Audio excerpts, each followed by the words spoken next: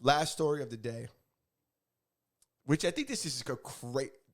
If there wasn't enough crazy things going on, Diddy, the feds coming after Diddy, the homeless cannibals in California, even crazier than all that, a cargo ship crashes into a bridge. Did you see this? The Key Bridge in, is that Birmingham?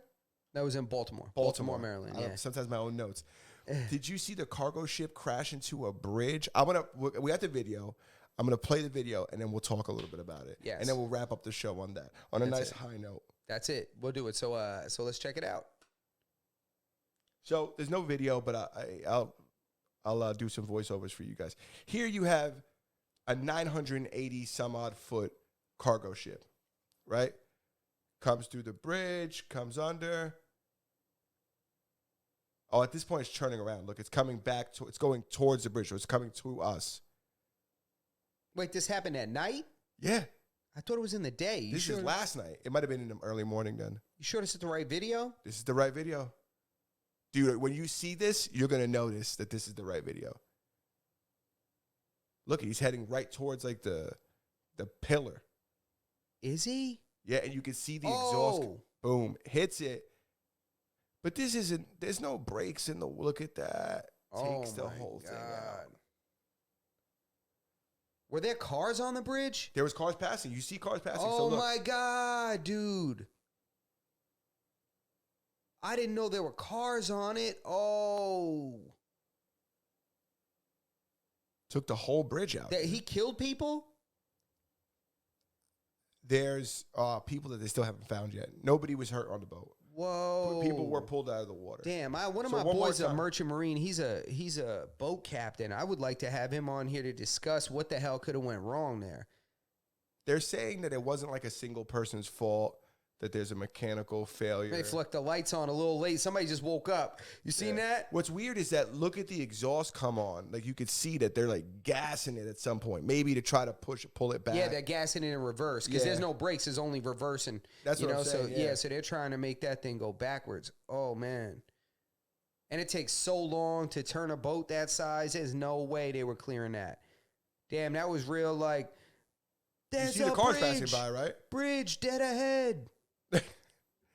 But you know what's as if this isn't crazy enough that like the aftermath is crazy. They're gonna have to build a whole new bridge, dude. I can't believe. Imagine you're just commuting and some idiot in a cargo ship, dude. Your brain wouldn't even register what was happening immediately.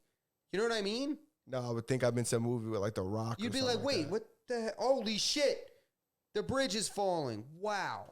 Yeah, but you know, you think about this is a method of transportation for a lot of people. There's other ships that can't come in right now. I feel like we should call Ryan and put him on the phone live. It's a dangerous game you're playing. Yeah, he's a boat captain. He listen. This happened last night. If he knows about it, text him. Maybe he knows about it, and maybe he probably got some kind of bulletin about it. He's probably got to go to some automatic safety course about how not to hit a bridge. Yeah, nobody else does it. They just updated the curriculum. No, but dude, you think about it. There's ships that can't come in right now, cargo ships that are because it's one of the like 9 biggest intake ports in the States.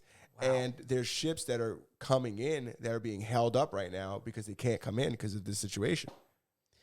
That is crazy. This is the first time I ever kind of was curious about the second season of The Wire. It took place with all this bullshit boating stuff off of Baltimore. Not only the ships that are coming in, but also this bridge. You got to think about it. This bridge, people probably use this bridge every day to get to work, to get to where they got to go to. Like, how is this going to affect, like, it's like a domino effect that affects everything. I didn't even think about that. Yeah. Think about all the cargo ships that are coming into there that are going to have whatever they're going to have on. Those things aren't going to get to their destination. Then all the people who have to use this bridge to travel every day, they're going to have to take different routes, you know? And rebuilding this bridge is going to be billions of dollars. Wow. And it's going to take so long. Oh, it's going to take there's so much corruption that's going to be involved in the rebuilding of this bridge that it's going to take forever. They got to get the unions involved. Yeah. They're going to need to get plans, approvals. There's going to be a lot of stuff going on before this. Dude, there's going to have to be a cleanup underneath there. They're going to have to pull all that crap out. Yeah. Harbor crews and stuff like that. They can't leave that in our bridge. They can't just leave that there. Damn. There's people down there right now probably scrapping that shit, trying to get pieces out. You know what I'm about to do? I'm about to start trying to invest in some bridge makers? Not bridge making supplies? I'm thinking about afterwards when that becomes a reef down there and they got all this kind of scuba business going on in Baltimore. You text Ryan. We're at the end of the show, but if we could get him on, he's definitely very, very, very knowledgeable. He, I don't know how much Justin wants to talk about his, but he's a very experienced boat captain.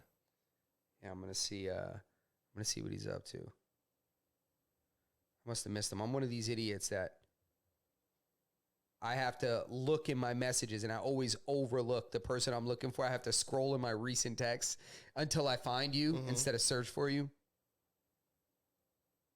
Or we could just call him and ask him. Yeah. I'm texting him right now. I'm gonna see what he says. This guy always has his phone notifications silenced.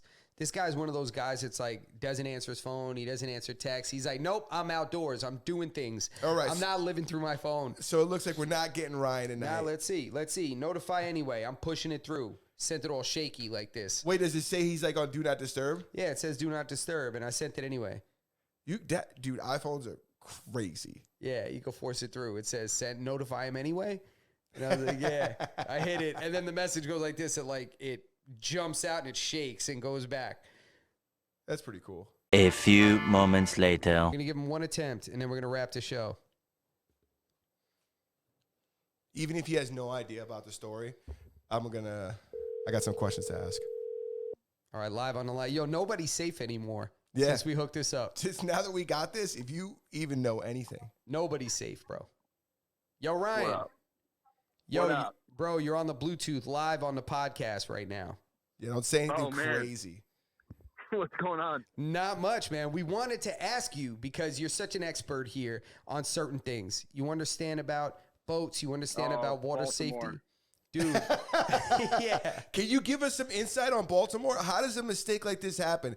One thing I'm curious about is how long does it take to stop a 1,000-foot cargo ship?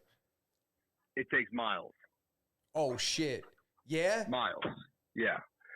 What I saw is, they're cruising. They lost power, obviously. Everybody saw the lights turn out. And then they regained power. The lights came back on the ship, and then you see the black smoke. Some people were like, oh, the fire. That's them. Like, they got power back. That's them throttle, full reverse. Engines are ripping, trying to stop that damn boat. But, I've never been on a ship that big, but my buddy has, and 1,000-foot ship, I think they were doing about 15 knots, which is common inside the channel. They're heading out. Those guys are on like a crazy schedule. It takes miles to stop that ship.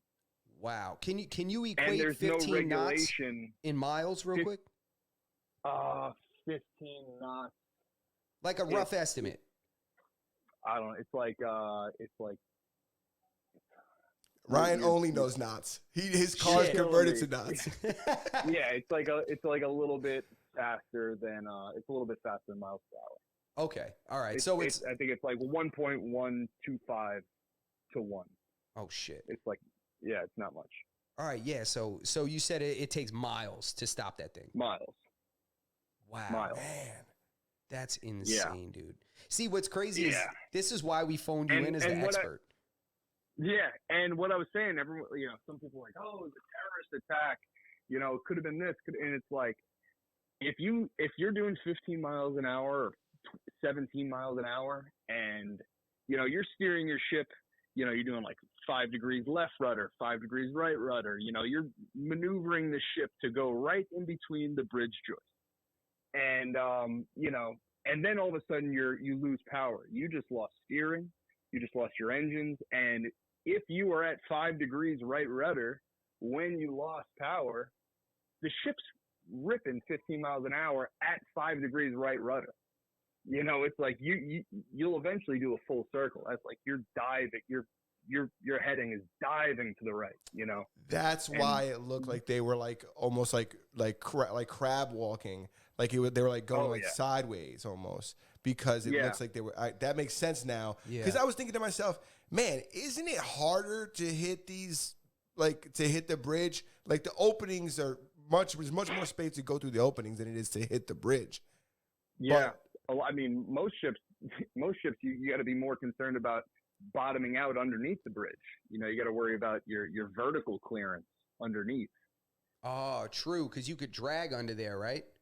Yeah, but some, you know, it's a big ship, and I don't know how much space they had, and if there's another ship crossing at the same time, you know. But you know, usually you got good space, and they have pilots on board who are like local experts for bringing ships in and bringing ships out, so they schedule traffic accordingly. So, you know, if it's super narrow, only one ship's going to cross at a time, and they have a professional that lives in the area, has years of experience, and you know, they're all buddies with the other pilots on every other ship, and they say, I'm coming out, you're going to wait a half hour until I clear, and then you can come. So, you know, clearance isn't the issue. This guy lost power for some horrible reason. Wow. Could have been clogged fuel filters, or they didn't top off the fuel day tanks, you know, or, you know, they were syncing up a generator at the wrong time, and boom, black ship. Yeah, so all that really is just like dropping a big ass breaker, like just doing shit at the wrong time possibly or something. Yeah, I mean, we had regulations on the boat where it's like, when you're within 2 miles of, like, as soon as you're coming into port at 2 miles, the engineers don't touch anything. You don't touch anything. You don't turn a wrench. You don't touch a filter. You don't touch a valve until we dock the ship. You don't do anything. No maintenance, nothing. You know, somebody drops a bolt in the wrong spot, overfills a fuel tank. It's like, we don't do shit when we're in port. You dock the boat, you get safe, and then you can do some maintenance at the dock. But when you're maneuvering in restricted area, restricted waters, you don't touch anything. That's like standard. That makes sense, because now you have way too much liability, you know, in very little time. And when you need the most, like, kind of dexterity and ability to maneuver and have all your shit on deck working, because, dude, there's nowhere to go. Yeah, and it seems like, you know, from what he's saying and from what he's seen in the video, that this isn't really like a user error. This isn't there's not a single person that's responsible for this. Like, not one guy's going to lose his job because of this. I mean, they're going to take years to find out, but I guarantee that it's one person's error. I guarantee there was a third assistant engineer on there who turned the wrong knob, who touched the wrong thing, who didn't fill up the day tanks like he was supposed to, who deferred maintenance of cleaning your fuel filters 2 weeks ago. You know. Oh, man. And also, these foreign flag ships, they're on such a crazy schedule. They come into port, and now it's the engineers. Now it's like when you're out to sea, that's the captain and the mate's time to shine. We're navigating, we're communicating with the office, we're communicating with the owners of the cargo on board. When you get into port, now it's the engineer's time to shine. We're hooking up hoses, we're discharging cargo, the deck officers are managing the stability as we offload certain tanks. You know, you can't offload a tank all the way on the bow and then offload a tank all the way on the stern. You got to worry about, stresses on the vessel. So stability is very important, but that's your engineer's time to shine. So like they could have been exhausted. Maybe they weren't. Maybe there's a maximum work hours that you're allowed to do. Maybe they were working these guys to death and they were exhausted, like during the Exxon Valdez, Valdez. Yeah, because this ship is coming. This is a Filipino cargo Maybe they ship. went into port and got whacked. Yeah. Or, there was just some Indian, some of these crew, it doesn't matter where the ship is flagged. Could be all Filipino crew, could be all Indian crew. There was just a big Indian holiday on Sunday. Maybe they went out into port and got drunk. You never know. But it's going to take years, but they're going to get to the bottom of it for sure. And it's almost never equipment error. It's almost always human error. Wow. Jeez. Well, whatever it was, it definitely just cost the city billions of dollars. Yeah, man, that's a big deal, dude. It didn't just cost the city billions of dollars.